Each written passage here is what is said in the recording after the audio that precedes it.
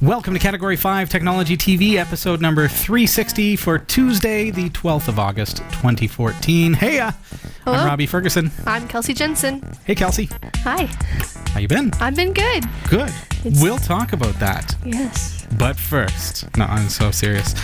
What a day. Holy cow. Power was out for about 2 hours here in Barrie. The whole city was just black. Which was... Traffic lights, Yep. studios. So our notes are a little bit short this week, but we are going to do a 1 hour show for you, even if we have to speak slowly. Very slowly. I agree. No, but you know what? We got an awesome question from our viewer, Nicolinio. I'm going to try to pronounce that right. Nicolinio? Asking, how can I stream using VLC? So tonight we're going to look at that, how we can stream from a capture card using VLC on Linux. So stick around, it's going to be fun. So, here's what's coming up in the newsroom. That cat in your yard could be spying on your Wi-Fi. Russia has outlawed anonymous Wi-Fi in public places. A hacker used a Canadian ISP's router to steal more than $83,000 in virtual currency. And some civilians have taken over a NASA satellite from a McDonald's and have open sourced the data. These stories are coming up later in the show. This is Category 5 Technology TV. Starring Sasha Dermatis,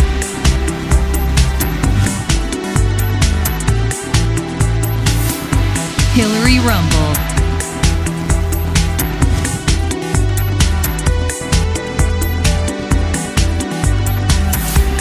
Krista Wells,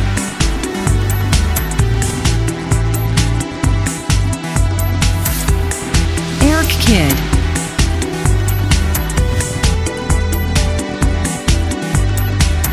and your host, Robbie Ferguson.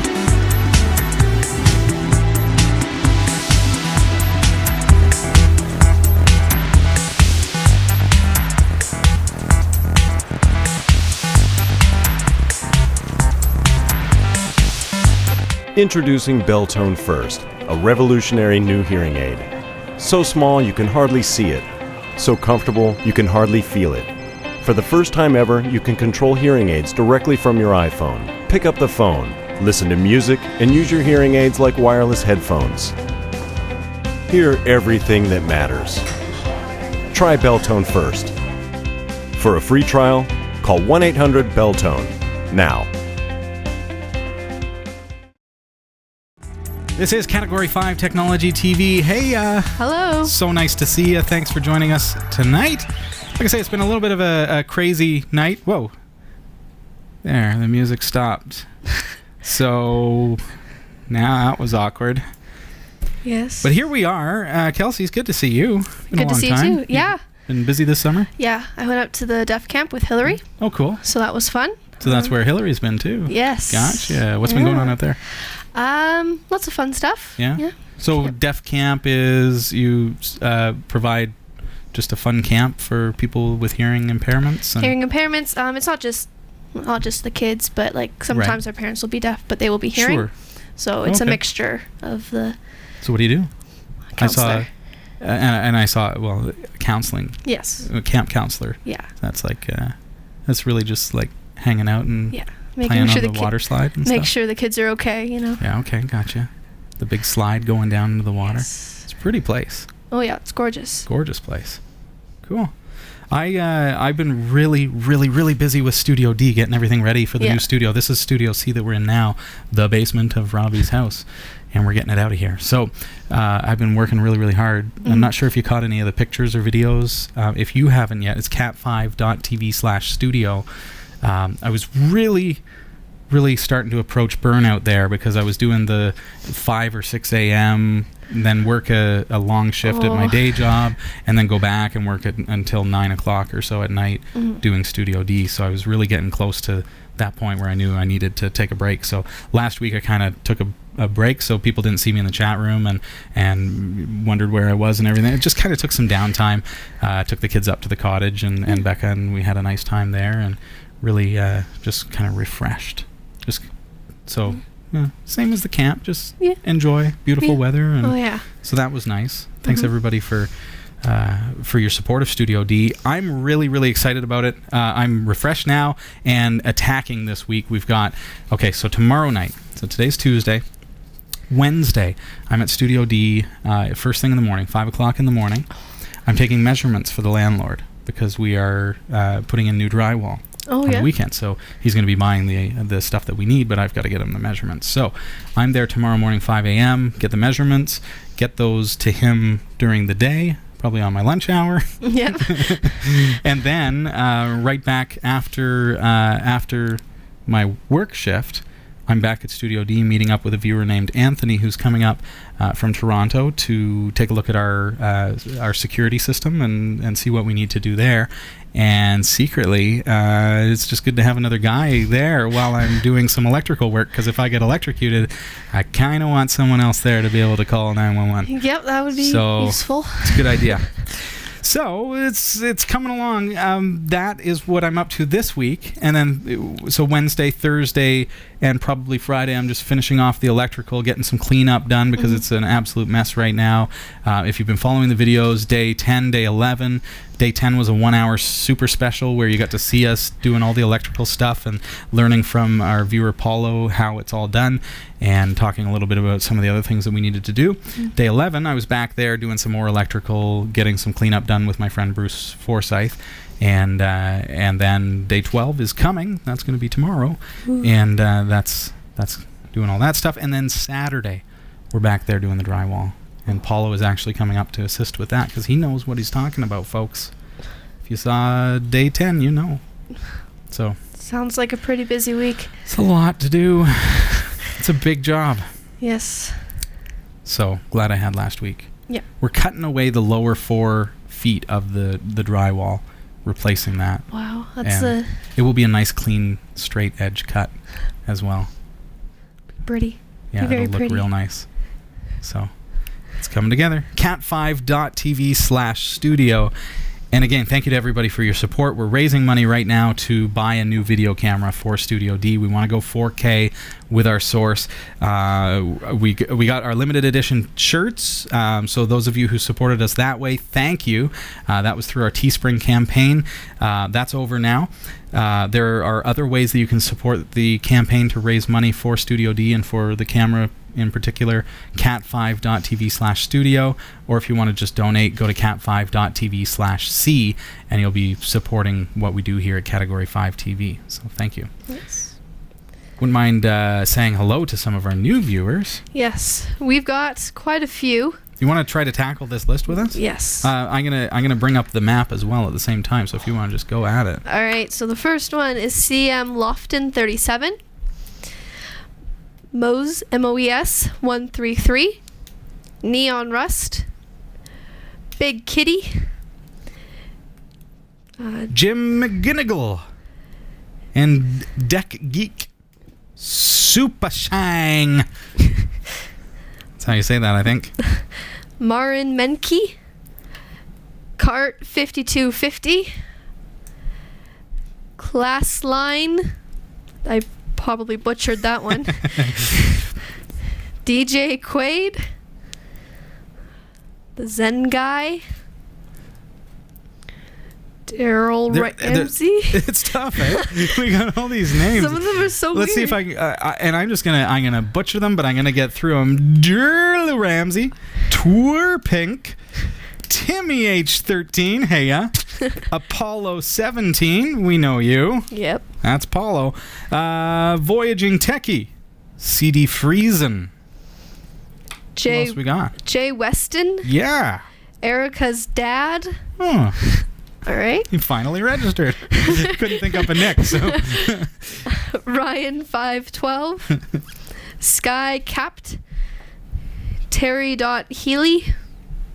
Marcello Vezetiv. Hello. Also local localbroadcasting.tv. Hey. Mrs. Esp. Danny B. Danny B. Sorry. and Swamming 007. Hey, everybody, thanks for registering at category5.tv. This map that's up on your screen, we're just zipping all over the world. Those pins represent people who are watching tonight. Thank you for checking out category5.tv. Category 5 Technology TV. Yeah, all over Sacramento, California. Yeah. There you are, San Francisco. Tuscaloosa. Chicago. Yeah. Look at all those places. Oh, look at the Florida. There we go. So we're all over the place, folks. Thanks for viewing Category 5 Technology TV. Also, hello. In particular, just want to say hello to those watching in Japan tonight. It's nice to see you. Welcome. Well, we've got loads of viewer questions. We're going to do, and I'll just, I'm going to be straight up honest with you viewing at home. I mentioned that the power was off for a better part of the afternoon, right? So we're going to just have a fun time together. We're hanging out, and if we fill an hour, that's fantastic and miraculous. Yes. Because unfortunately, a lot of the time that we would have had to prepare our notes for the show was given instead to waiting in the rain for the power to come back on. What is it with Tuesdays? I think Krista and I were mentioning every Tuesday has been the big storm. Yes. It was the Tuesday that we had the tornado. Mm-hmm. And then the following Tuesday was a big thunderstorm warning again. The following Tuesday, same thing. The next one, it was okay. And here we are again. Thunderstorm warnings. They're warning us, stay inside. There's tornadoes coming, all this stuff. That's been our day today here in Barrie. So same thing up at camp, too. Like, it was like every Tuesday, it was really weird weather, and we didn't understand it at all. It was like... that's kind of scary at camp. Yeah, at least here, the studio is in the basement underground. So, it's kind of crazy. But here, I guess the plus about it is today I really got a sense for where our weaknesses are with regards to our battery backups, because we don't have a diesel generator. We only have UPSs. So I was sitting here and my broadcast computer turned off, and I looked over and my wife's computer that is sitting there on Facebook was still on. I'm like, that's wrong. Oh boy. I mean, no offense, dear, but this is important stuff. There's people watching from all over the world. Yeah. So we do have some weaknesses there. I'm going to try to patch those up as we move into Studio D. As I position those UPSs. Server went down. Everything kind of went down. Not our main website server, because that's on a diesel generator. But here in the studio, we just have UPSs on everything. And unfortunately, they didn't hold up very long with the load that we have pulled off of them. So. Oh boy. Yeah, it's one of those things we got to deal with. Yep. All right, so should we tackle viewer questions? Hey, chat room, if you've got anything for us, please help us fill the time. Pop me a private message in the chat room, or message Kelsey J. That's Category 5 on Freenode. And hey, it is so nice to have you here. Thank you. All right. Ready to do this? Yes. Tonight.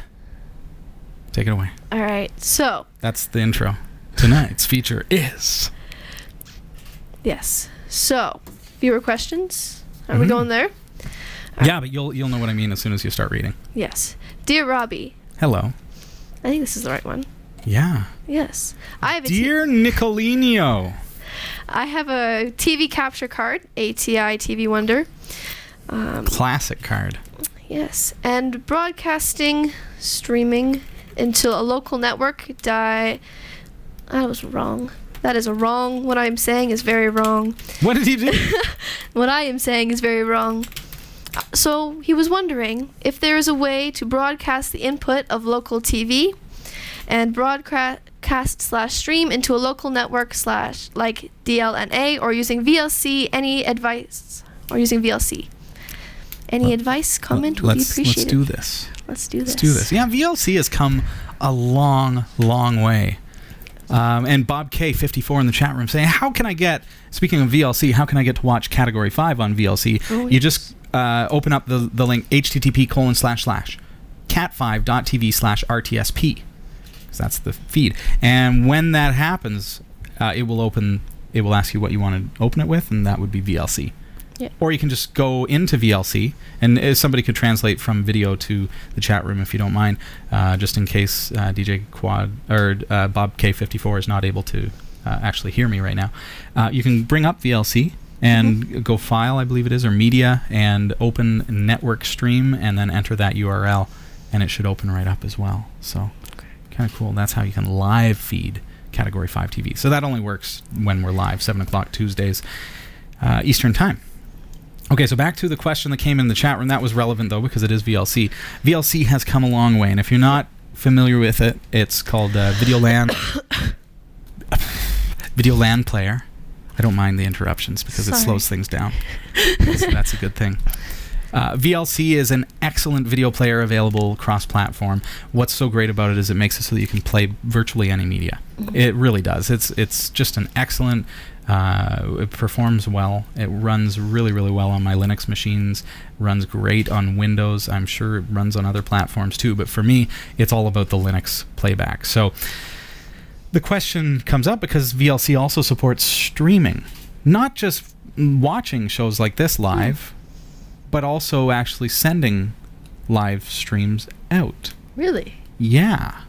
So the idea is you can push play on your computer, right? Right. And then bring up your mobile device and start watching it on there. Well, how does that work? Because you're in the local area network and you're streaming a live stream. It's actually just playing back a file, say, from VLC to your network. Huh. So if you know how to work with basic networking, so that's your IP address, then you can do this. Cool? Yeah. Cool. But when I said right at the beginning that VLC has come a long way, it used to be something that you really had to be a little bit gifted at. You had to go into the configuration files and enable the PVR and set up a command line string and build yourself a Bash script and make it, Yeah, that's time-consuming. It's intimidating. Yes. Because people say, I want to use Linux because I'm not too fond of Windows 8. And I want to try something different. I want to try something free, something that I don't have to worry about viruses. But the terminal, the command line is intimidating. Well, fact is programs like VLC used to have to use it. But now we can get away with using the GUI. And as much as some people would rather me show you the command line, and sometimes I do, but in a case of multimedia, I don't think that's necessary. Yeah. Because truth is, multimedia is for your desktop environment anyway, so you need it to come up in a window. So, all right. So he mentions, our viewer, he or she, sorry, I didn't catch, mentions that you're using an old capture card, and is it a TV Wonder? A TV capture card. And so classic. ATI TV, yeah, it's TV PCI. Wonder. Like, this is an old computer, too, because you don't even have PCI Express. This is probably like a P3 or P4. Maybe a Pentium D. If you're lucky.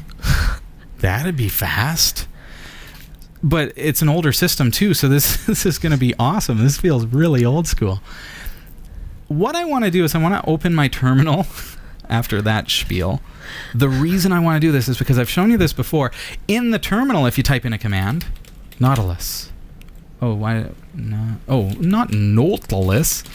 Nautilus. There, I typed in the command, right? So it brought up Nautilus, but what did it do is it outputted the output of errors and messages and things like that in the terminal.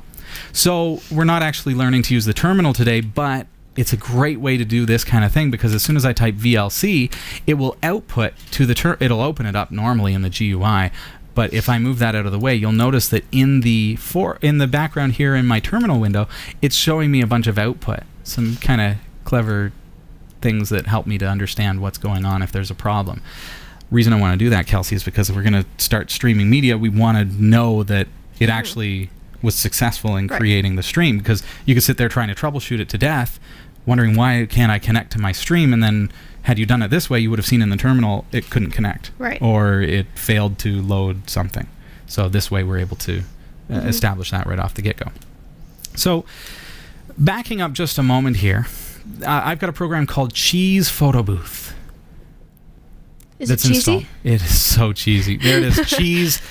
You can install it on your Linux machine. And the reason that we want this is because you mentioned that you're using a capture card. We need to know what the video for Linux path the dev path is. And I find that rather than going through the terminal and doing it that way, and the reason I'm leaving this up is because I want you to see it as it loads. The reason that I would rather do this is because Cheese lets me test the camera or the input device. There we go. So this is now a webcam. It lets me test that the webcam works, or in your case, it's going to be the capture card if it's supported. It's a TV Wonder. I don't know how it's going to handle channel shifting. So maybe this is going to work great for some devices and some others it may not. If you install the Video for Linux drivers for your card, which is going to probably do automatically these days, then you should do okay. So here we are. This is Cheese, remember? We're out of VLC.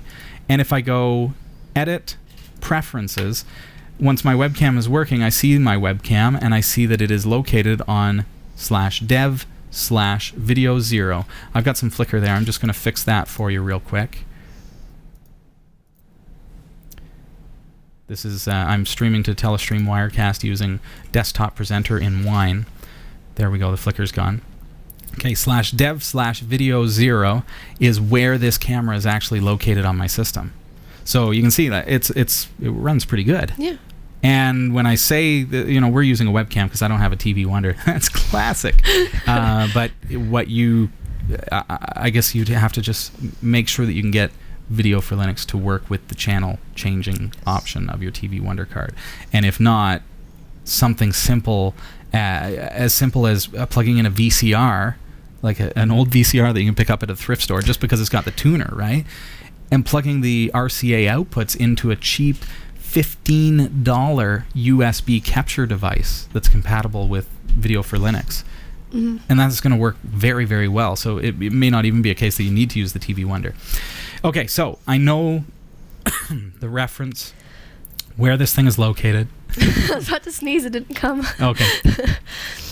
We know where it is. It's dev/video0. Okay, so I'm going to close out of this, go back into VLC from my terminal, and I'm just going to test it.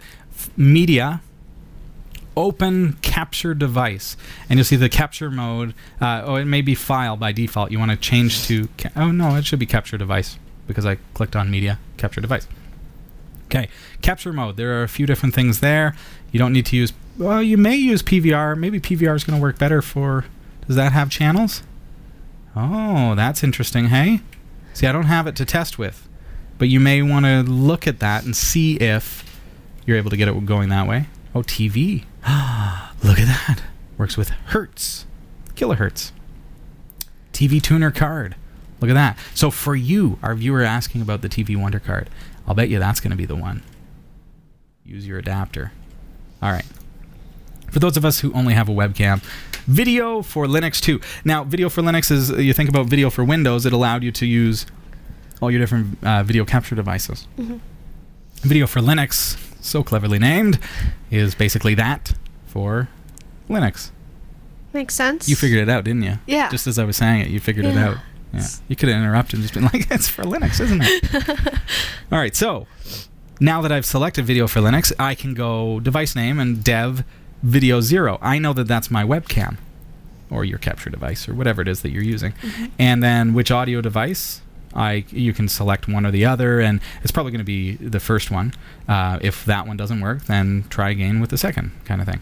So now if I hit play, I'm actually seeing a slightly delayed live playback from my webcam in VLC. Remember, I'm actually in VLC, so it's playing back in VLC.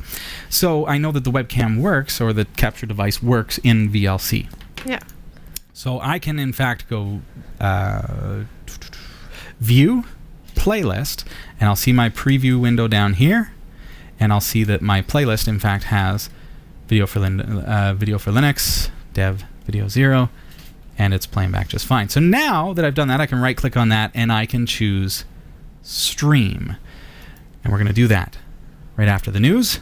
All right. So stick around, folks. We are going to learn how to stream our live video feed from our webcam or from our capture device or whatever it is that you happen to be using. We're going to stream that from VLC on a Linux computer to any of your devices on your network. So And we're going to talk Very more about that interesting. in just a couple of moments' time. So don't you go anywhere. Don't you go. Don't go. All right, here are the top stories from the Category 5.tv newsroom. Forget Trojan horses, it's the cats you have to worry about. Meow. Security engineer Gene Bransfield has developed War Kitty, a tech... Sorry, what? War Kitty. War kitty? War Kitty. War kitty? War Kitty. Nice. That's interesting. It's a tech-laden collar that turns feline companions into scouts for Wi-Fi hackers.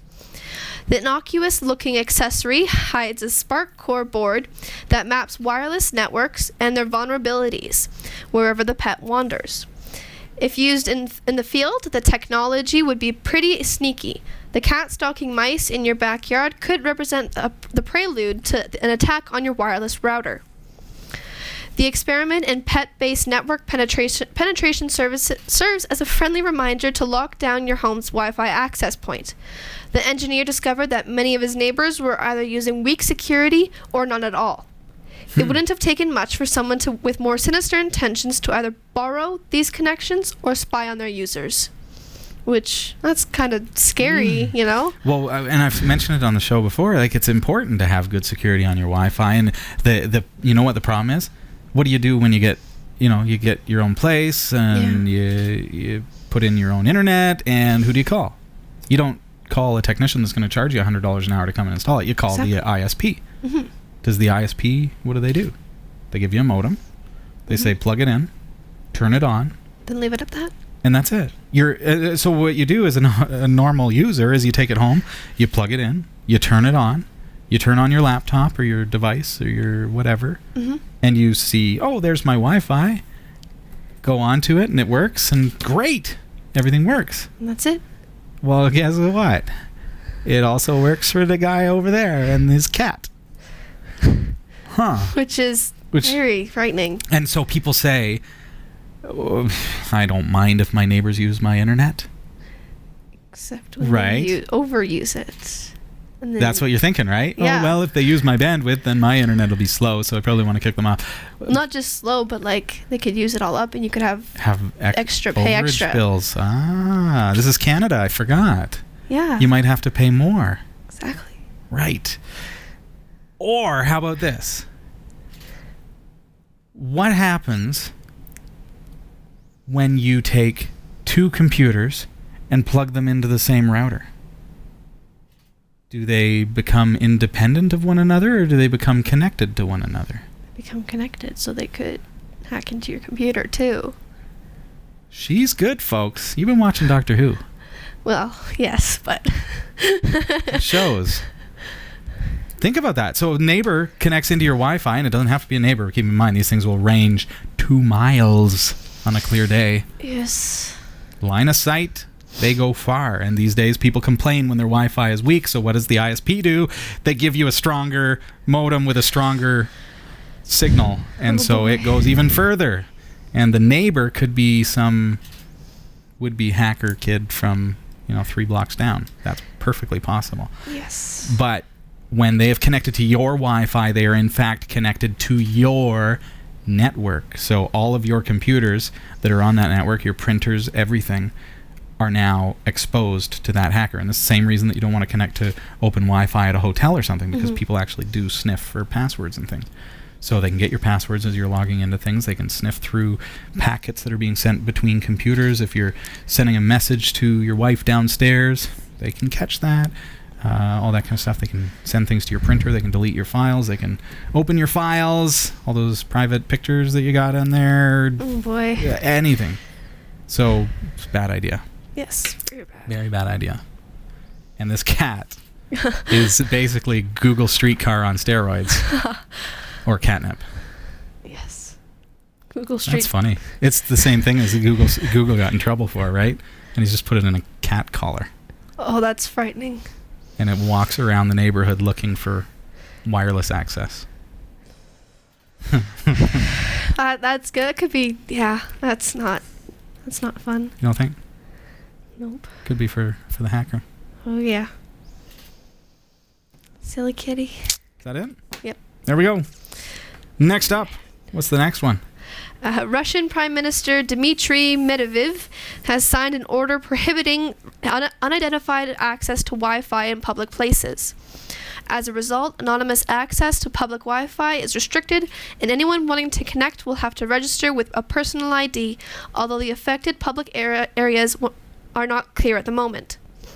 Access will be given only after users enter their full name when prompted and confirm it by personal identification. Whoa. In addition, hardware, the device being used to connect public Wi-Fi, must also be identified. The move was approved earlier in the week by government order, adding to the series of measures that have been taken in the country to tighten internet regulation. While some European countries have been placing similar sanctions, the application in Russia is more worrisome, according to civil rights advocates.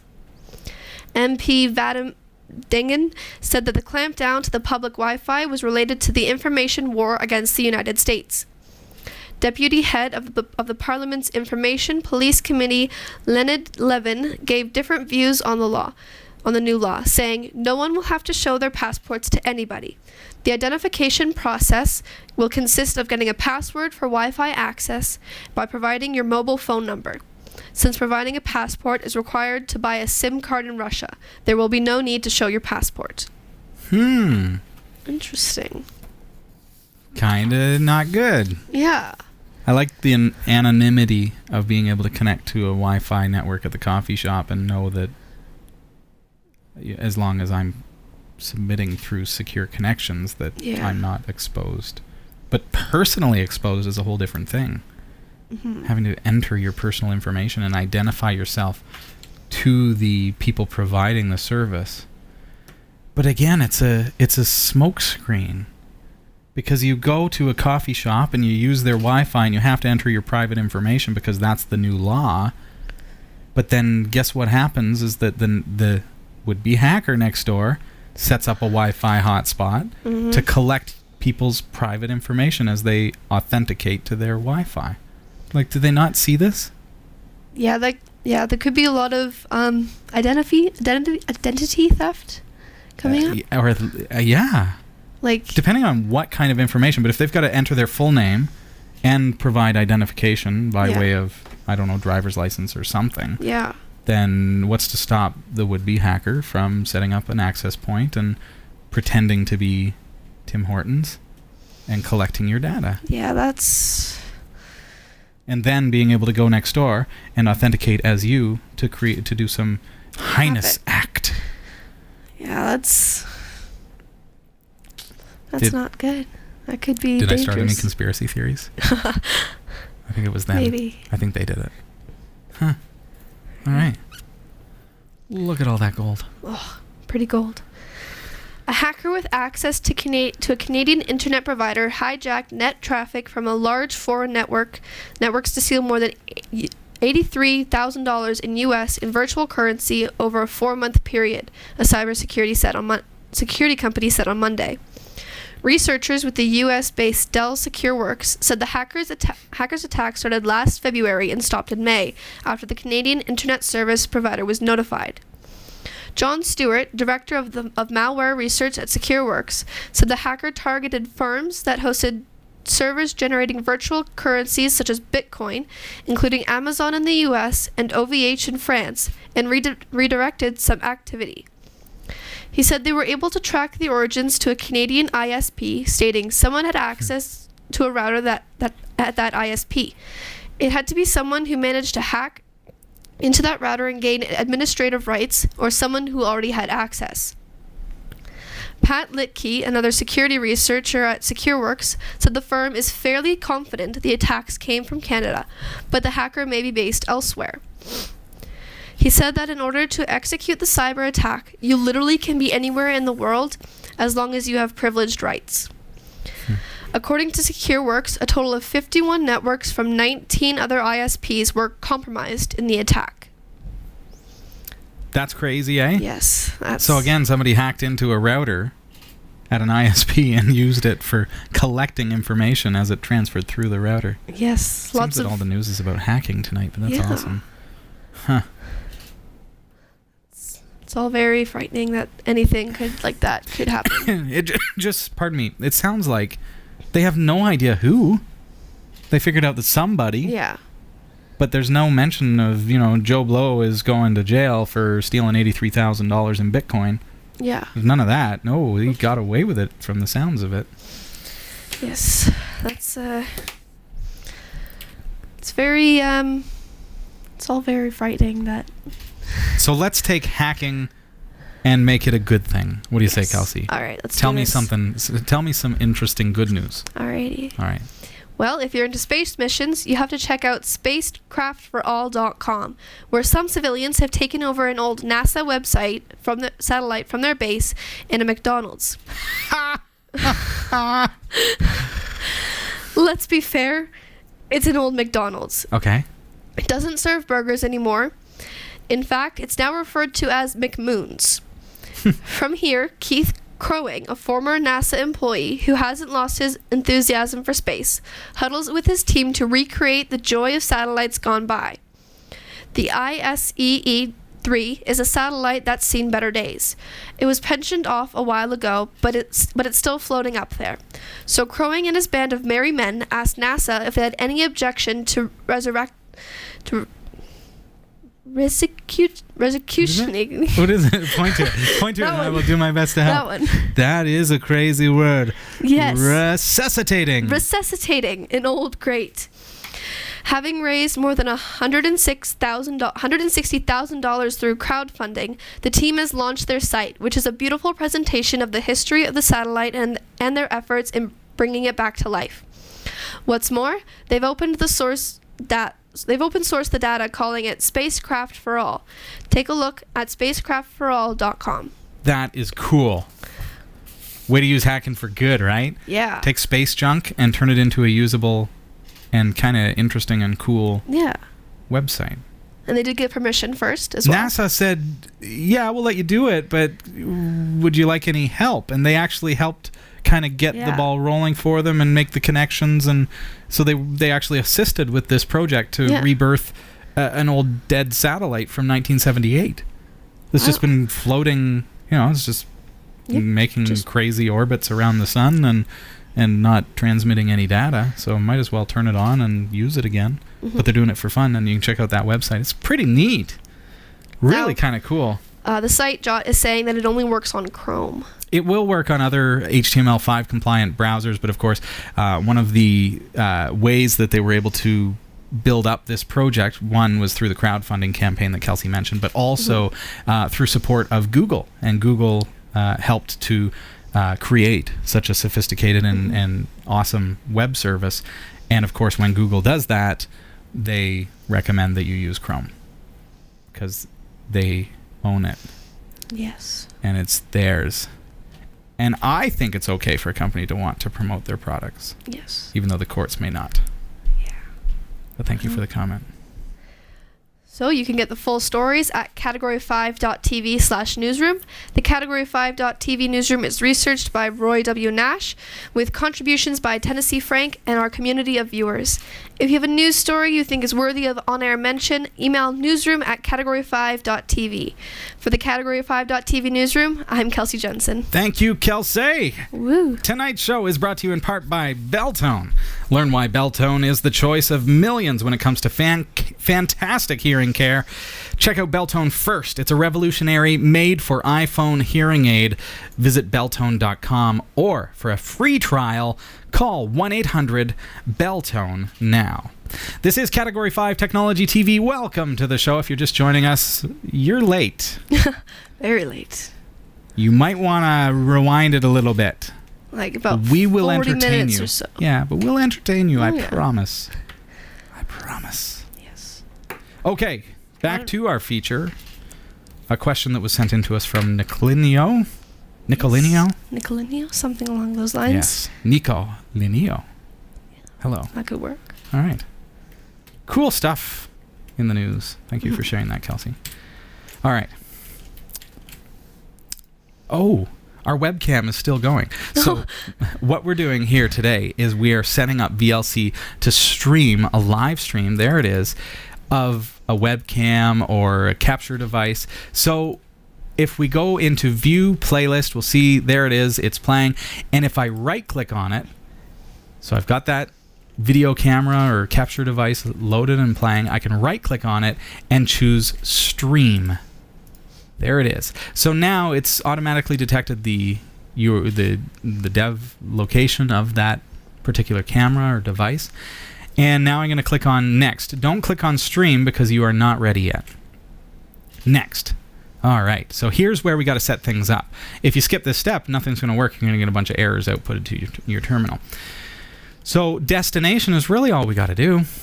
How do we want to deliver this stuff? So we can choose HTTP delivery. We can go with Windows stuff, like WMSP, RTSP, standard streaming protocol, RTP audio video profile, UDP, the old, is that, who did UDP? Was that Nullsoft? Way back in the day. Cool. That is definitely legacy and old school. And then there's IceCast. Now, there are a few different things that you need to note here. Okay, HTTP, cool. You can run that on your computer. File, cool. It's going to save a file. WMSP, you need a server for that. RTSP, you don't need a server for it. VLC will be the server. RTP, I'm not too sure. UDP, you do need a server. And IceCast, you have to have a third-party server set up in order to send the signal to. RTP, I think, too. You have to have a server set up. So what we want to do is we want to set something up that's so easy breezy we don't need to do any of that stuff. Right. I don't want to have a server. I'm not streaming illegal content from my TV thing to the internet, right? Yeah, we hope.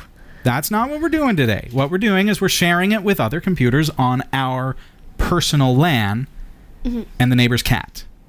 And the neighbor who is tapped into our Wi-Fi because he's part of our LAN now, see? So we want to use a protocol or a service that is going to stream directly from VLC without the need for a third-party server to send to. Yes. All right. So what do we want to do? I'm probably going to go with RTSP. So we've simply chosen that. And don't forget, now that you've chosen it, you have to click Add. Oh, and then it says, okay, well, what port do you want? Choose a port. You can probably get away with just choosing something random. I don't really care what you use, but you want it to be something that is not already in use. That's the only thing. You can't put it on port 80 if you've got Apache running. You can't put it on port 21 if you've got an FTP server. You can't put it on 8080 if you've got a backup server running on that port or something. So we're just going to pick a port that we know is not in use. If you're not sure, try 1, 2, 3, 4. It's not going to hurt anything. We'll break whatever's on that port until you stop VLC, but no big deal, right? So let's try 1, 2, 3, 4. And then the path. This is also important. We're going to start with a slash, and we're going to call this Kelsey Live. Okay? Ooh. This is the Kelsey show. Okay, so because that is going to become our feed, Kelsey Live, on port 1, 2, 3, 4. Okay? Next. No big deal. You don't need any of this stuff. This just shows you the command line output if you want to use the command line ever, which you don't. Okay. Stream. If all went well, you'll look down here and you'll see, whoa, the time is ticking, but there's nothing going on. It says streaming. And if you go back to your terminal, you'll see no errors, and it is actually streaming using profile high level 3, right? Doing pretty good. Nothing. Level 3.1. So it's going. What? Could it be that easy? Well, do you think? Probably, but you probably have to set up something still. Do you think? Maybe. I'm done. Show's over, folks. That's it. Have a great night. See you next week. No, well, let's try it. We want to see that it works, right? Yes. I don't have another computer that I can bring up on the screen to show you, so I'm going to show you how to run a second instance of VLC. Now, for you at home, what you'd want to do is you'd want to go in here to terminal. After all I tell you. This is so easy, though. ifconfig, all right? I'm not super user. Sudo ifconfig.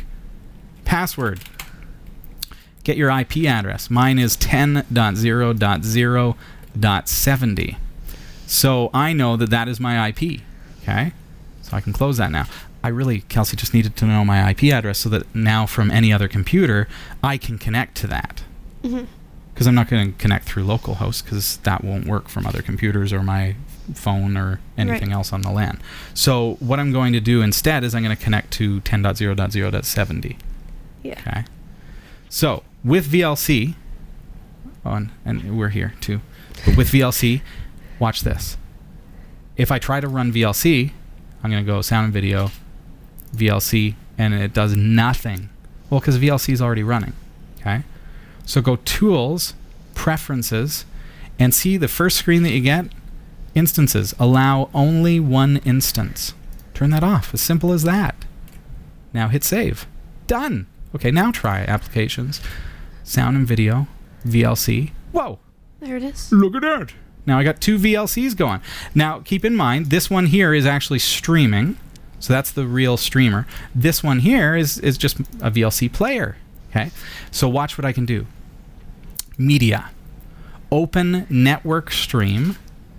Enter your RTSP : //10.0.0.70 : 1 2 3 4, whatever port you put there, / Kelsey Live.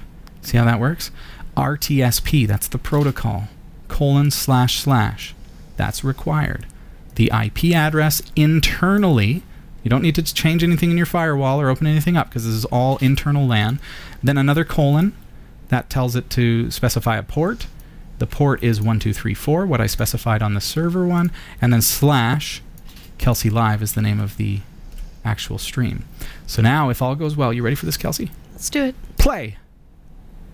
It's loading. It's loading. It's loading, maybe? It's loading. Yes. Play Kelsey Live. Yes. Woo! That was my it's waiting face, and that was our celebration face, because there's a delay, see? Because now we are watching a live feed on VLC from another VLC instance. It doesn't have to be VLC. You can use any RTSP player. So you could actually be watching this on your Windows box using just another player that you would use for RTSP, for example, Windows Media Player. Yeah. Right? Woo, you could be worked. using it on your iPhone or your Android device or your tablet or whatever, and you can bring it up. And there you go. Ha! It works. Look at it. I'm talking even though nothing's coming out.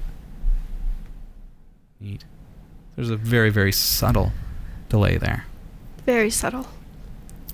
Very, very subtle. There you have it. Worked first try.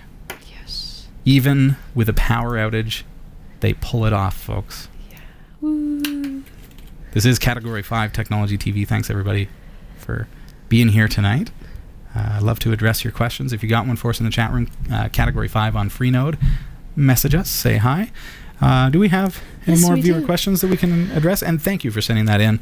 Made for an interesting topic, I think, for us tonight. Lots of fun to get into those kinds of things and show you, even just to show you how far VLC has come. Because that was just too easy, right? You got to admit. And that was just one particular setup, RTSP. You could use HTTP. You can use any protocol that is provided. But hey, it all works. Easy, easy, easy. All right. So the first viewer question is, this viewer would like to stream live videos using her MacBook Pro. Oh, we do getting a lot of streaming questions. Look at this. That's pretty good. I don't have a MacBook Pro to test with, so you're gonna have to send me one. That would help. Maybe 2. Kelsey needs one too. Yes. So I don't know what I'd do with it. I'd probably stream video. We do it in church using Pinnacle and a PC, but the resolution isn't that great, even though we are using expensive video cameras. Okay. I just want to know what I have to do or buy in order to use my MacBook Pro, which is a very powerful laptop, and my Nikon D7100 with FX lenses to do our services online. Okay, does the D7100 have clean output? It must, right? Because you're already doing it through Pinnacle? Is that right? Yes, I think so. I know my D5100 does not have clean output by default. D7100 clean HDMI out. It does. Full 1080p, uncompressed clean HDMI out. That's pretty good. I love your D7100. That's great. Okay. So we know it can be done. What's the... I'm curious now about the quality of said output. Like, are we talking about a 422 or... let's see. Doesn't say. The specifications don't tell us.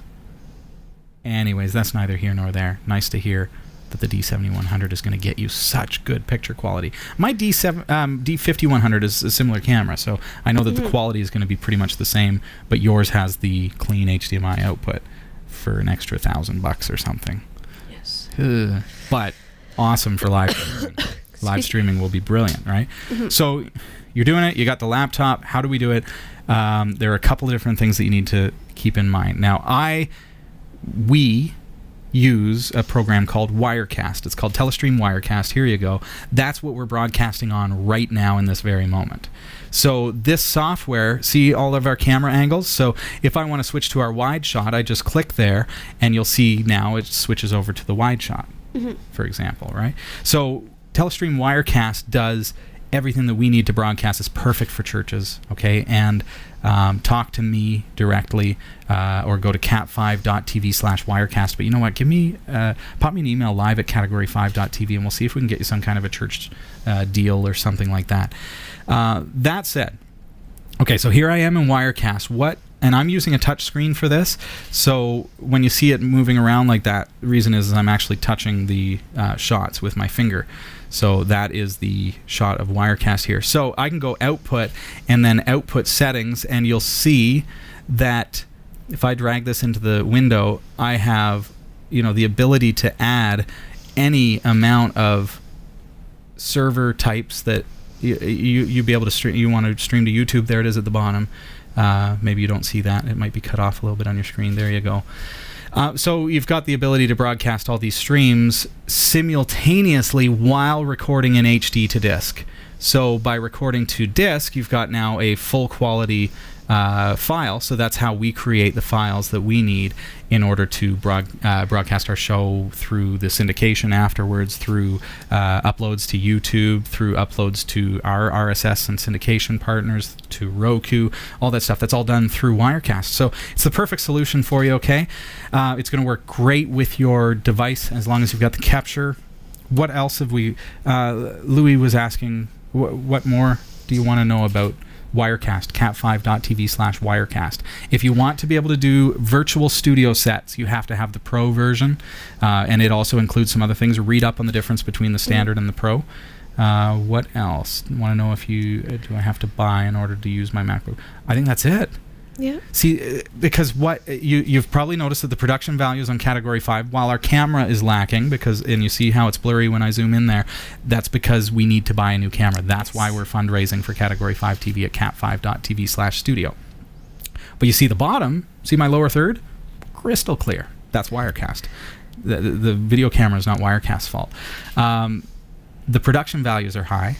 We are live. You could be seeing this live or recorded after the fact. There is no post-production that goes into the show. So everything that you see, everything that you hear, everything goes through Wirecast. If you want to see one of these shots, for example, here's our shot that I just had open, and I'm going to drag it onto the screen for you. There you go. So you see that I have 4 things on the left hand. They are layers. I've got a line input and another line input for audio. I've got the names that show it, the credits using chroma key so that it shows just the text. So I have animated text, and then there's our camera, and I can turn that on and off. I can make changes to it. I can reorder. I can add more media to the layers if I want to. It's really, really brilliant. So the production values of Wirecast are fantastic, and you're able to operate all that live. And you're not even probably it's not the pastor that's switching the cameras, as is the case here, right? Your case is going to be you've got someone operating the system. So if they want to put up a caption, easy breezy, and it's fantastic. So you've got good production values live, and your record to disk is even better because you can record full HD to your hard drive. That's Wirecast, cat5.tv/Wirecast. Or pop me an email with your questions live at category5.tv. Thank you very much for the question, and good luck with that. Yes. I want to hear from you, okay? Let me know how it goes. Well, why don't we do a giveaway right now first? Kelsey, you're always wanting to give stuff away. I agree. Sorry. What do we got? We got some stickers Some stickers, some Category 5 logo stickers. You see us all branded out? You too can stick a sticker on your chest and look almost as awesome. How would you like that? Yes. Folks, are you in the chat room? Are you? Have you met Drawbot before? Drawbot. I have not met Drawbot. He's just the nicest guy because he wants to get in there and give one of these away. You get 2 of them, as a matter of fact. Oh, and Drawbot. Oh, Drawbot has let us down. Drawbot's not going to do it, is it? What's it not going to do? Well, I just realized that Drawbot is still. It's going through the. We did a previous draw, and we had set up because they were ballots, not chat room, so it's set to ballot mode. Can we randomly? Somebody pick a number between 1 and 36. Go. We're going to have to use a random generator, aren't we? Yes. Drawbot is so cool, though. Okay.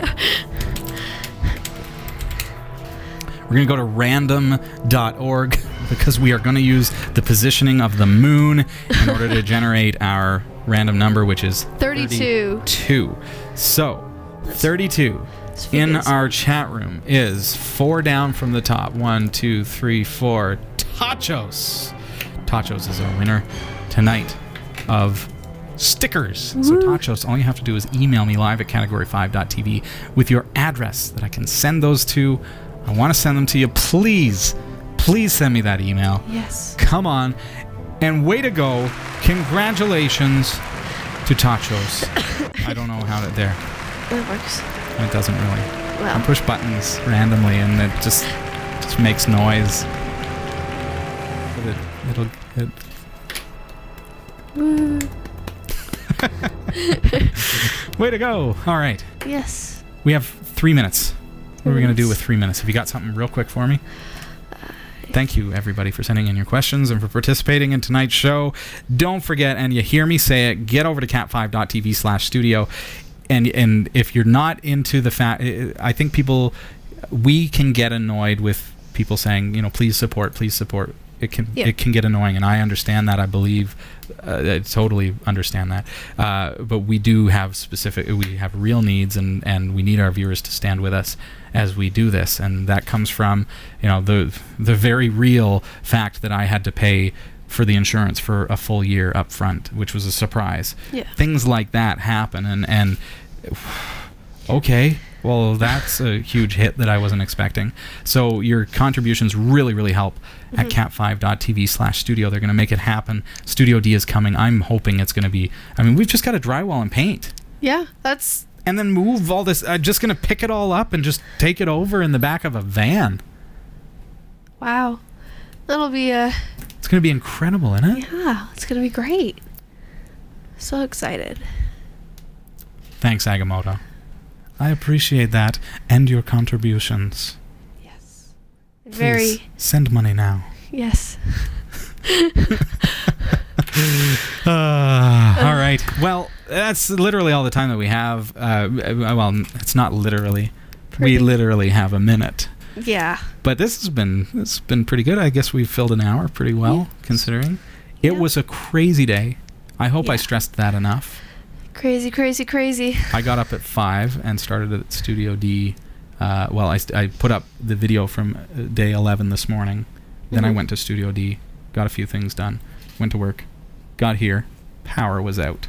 Couldn't do anything.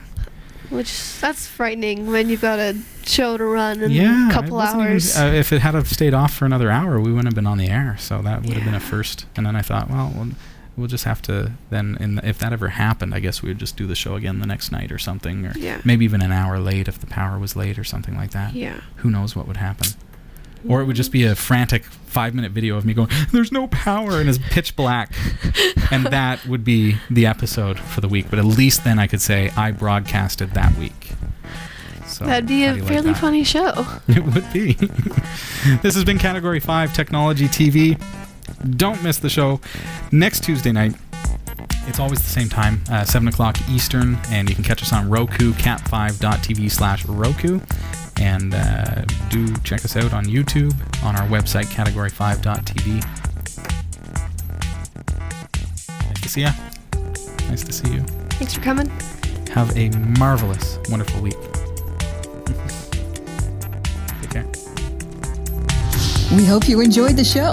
Category 5 TV broadcasts live from Barrie, Ontario, Canada every Tuesday at 7 p.m. Eastern.